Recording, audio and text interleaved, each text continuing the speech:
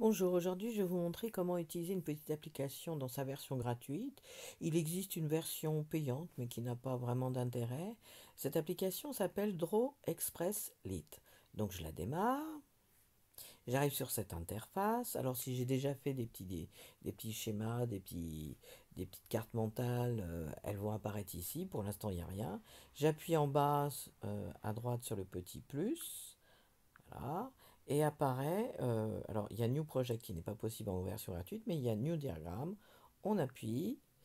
Là, il nous propose de donner un titre. Alors, l'avantage, c'est que si c'est un travail d'élève, on va pouvoir directement mettre la classe, par exemple, le prénom, et puis pourquoi pas le sujet. Donc, on va mettre New York. Voilà. J'appuie. Alors, vous voyez, on me propose diagramme ou mind map. Nous, on va rester dans diagramme, et je crée. Voilà, donc j'arrive sur l'interface qui est très très simple et après ce qui est très agréable, c'est que je vais pouvoir dessiner un schéma, un croquis, tout simplement avec les doigts. Alors vous voyez par exemple, je vais faire un rectangle, vous voyez qu'il n'est pas beau mon rectangle, hop, une fois que je lâche, le rectangle est créé.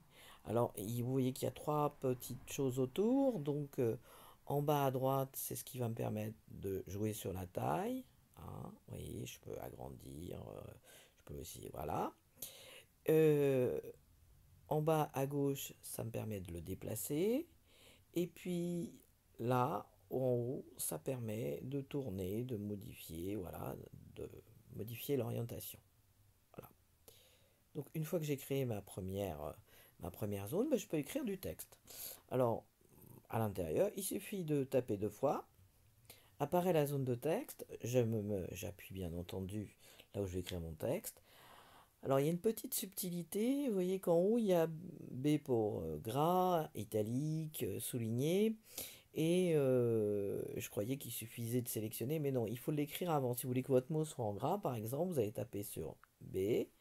Et puis ensuite, vous allez taper votre texte. Je vais mettre aussi souligné, comme ça vous verrez mieux. Donc, texte. Voilà. Et puis après, on n'a plus qu'à appuyer sur OK.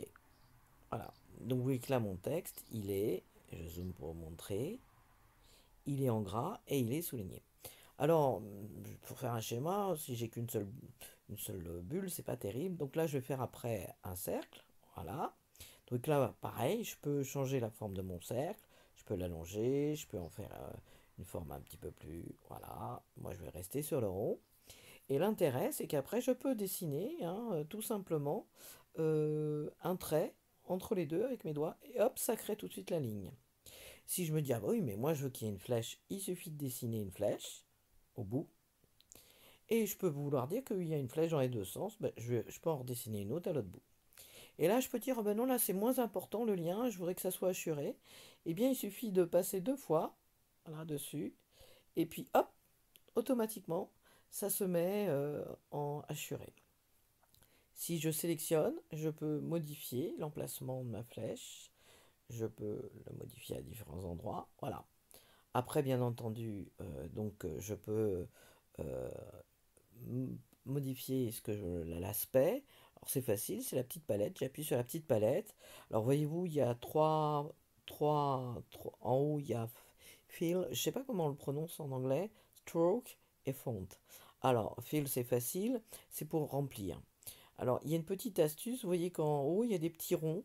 Hein. Alors là, vous voyez, ce qui est sélectionné, c'est le violet. Mais la couleur pour la sélectionner, c'est les petits carrés en dessous. Donc, vous voyez, si je veux que ça soit le violet, hop, j'appuie dessus. Par contre, si je me dis, oh, ben non, finalement, je préférais que ça soit en orange, vous voyez que là, ben, je vais choisir, voilà, orange. Et ce qui est intéressant, surtout quand on veut faire une carte mentale avec les mêmes couleurs, il garde en mémoire dans Recent les couleurs que vous avez déjà utilisées.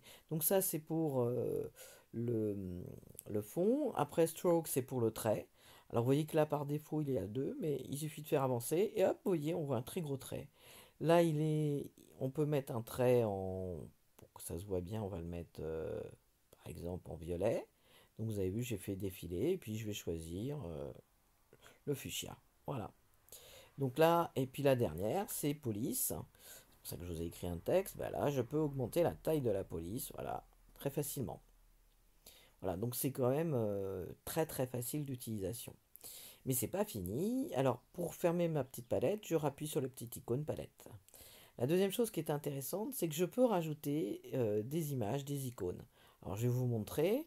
Alors là, il y en a quand vous démarrez, vous voyez, il y a déjà plein de petites choses hein, qui sont possibles. Pour sélectionner, pour envoyer quelque chose, alors je vais envoyer une image pour vous montrer par exemple. Ici, là, on va mettre ce petit sigle, je le sélectionne, voilà, je le sélectionne et je le fais glisser sans le lâcher. Et après, je peux faire un lien entre mes deux éléments. Voilà. Je peux même changer la couleur. Je sélectionne et je vais aller dans la palette et je vais dire que je vais le mettre en, en orange, ouais, non, orange, plutôt orange. Voilà. Et vous voyez que ça change. Alors ça change pas complètement la couleur, mais ça change un peu la couleur. Donc c'est quand même assez agréable. Donc là, je vous ai montré. Alors je retourne dans Images. Je rappuie. Donc là, il y a tout un tas de petites balises qui sont déjà faites où vous pouvez écrire vos zones de texte, donc très bien, hein. Et puis, vous avez aussi la possibilité d'aller chercher, hein, si vous avez un cloud, un drive. Et là, il y a quand même Dropzone, Box, OneDrive et même Google Drive. Donc, ce n'est pas mon cas. Donc, on peut aussi ajouter une image qui est sur notre tablette. Donc c'est le dernier bouton. Alors ça peut même être une image qui est faite avec la photo hein, qu'on a fait. On a fait une photo qui est stockée dans la galerie ou une image qu'on a téléchargée. Là je vais utiliser gestionnaire de fichiers plus pour y accéder. Je vais aller dans Images et puis je vais sélectionner une image. Je vais prendre celle-ci. J'appuie, je la sélectionne et puis il n'y a plus qu'à sélectionner en bas. Donc voilà, elle est rajoutée. Alors, je vais fermer le petit insertion d'image pour pouvoir plus. Donc là, mon image, elle est ici. Donc il va falloir que je la sélectionne et que je la déplace. Voilà, en ne trompons pas. Et pareil, je peux parfaitement faire un lien entre cette image et les autres bulles très facilement. Alors là, vous voyez, je fais un trait arrondi, je peux faire un trait droit et c'est vraiment très très facile d'utilisation. Une fois que ma carte ou mon schéma est fini, il me faut maintenant que je puisse l'exporter, la récupérer. Donc j'appuie sur les trois petits boutons. Il y a Quick Save ce qui vous permet de garder sur la tablette la version avec le format de Express. Mais je vais vouloir aussi l'exporter pour pouvoir le récupérer. Alors j'appuie sur Export. Là vous voyez qu'il me propose de l'exporter vers différentes clouds, Dropbox, Box, Google Drive, OneDrive. Nous ce qu'on va faire, on va le mettre en local. Donc on appuie Export to local. Alors vous voyez qu'il propose plusieurs formats. Le format .png, c'est une image gratuite qui s'ouvre sur la plupart des éditeurs. Le .de, c'est le format Draw Express, donc c'est le format de l'application. Hein. Donc si vous n'avez pas l'application, vous ne pourrez pas l'ouvrir. Et puis le .svg, c'est aussi un format d'image, bon, qui est plus difficile puisque c'est du dessin vectoriel. Et puis vous pouvez même l'exporter en PDF. Nous, on va choisir l'image. On va choisir non pas, on va choisir en local. Et là, vous voyez, il y a un nom, 5e set. Alors, j'ai fait une faute de frappe, je peux la modifier à ce moment-là.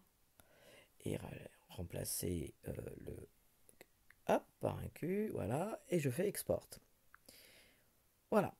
Ma, ma carte est exportée au format image. Alors maintenant, où la retrouver? Ben, c'est facile. Je vais dans le gestionnaire de fichiers. Il est ouvert. Il est ouvert, excusez-moi. Il est ouvert ici. Et bah, je le retrouve où? Alors, je vous montre le chemin. Donc, si je ne sais pas, je vais à l'accueil, je vais dans Nouveaux fichiers. Je vais le trouver exactement dans les nouveaux fichiers. Mais comme c'est une image, je vous montre où il est en réalité. Donc, en réalité, il est dans Images. Et vous avez un dossier Draw Express qui a été créé et vous le retrouvez ici. Il ne vous reste plus que, si vous voulez l'envoyer à votre professeur, par exemple, de le sélectionner, de faire déplacer Et puis ensuite, on retourne là où on veut le mettre. On va à la maison et on va dans le stockage principal. Et par exemple, si je veux l'envoyer en utilisant Ducto, je vais sélectionner Ducto et j'enregistre. Voilà, c'est fait. Donc c'est très facile d'utilisation, facile à récupérer. Le format est bon, on peut choisir. Voilà. Je vous souhaite une bonne journée. Au revoir.